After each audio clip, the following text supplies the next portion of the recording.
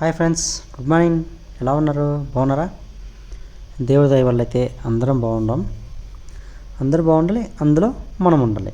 అదే నినాదంతో మనం ముందుకు వెళ్దామా?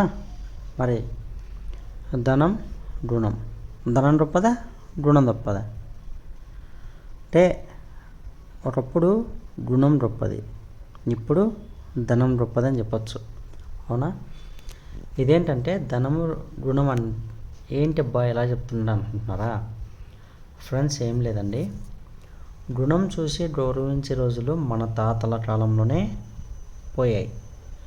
ఇప్పుడంతా ధనం చూసి మాత్రమే గుర్తింపు గౌరవం ఇస్తున్నారు. ఇప్పుడు మన చుట్టూ ఉన్న వాళ్ళందరూ కూడా మన చుట్టూ అంతే ఇంత ధనం ఉంటేనే మన దగ్గరికి వస్తారు, లేకుంటే ఎవ్వరూ రారు.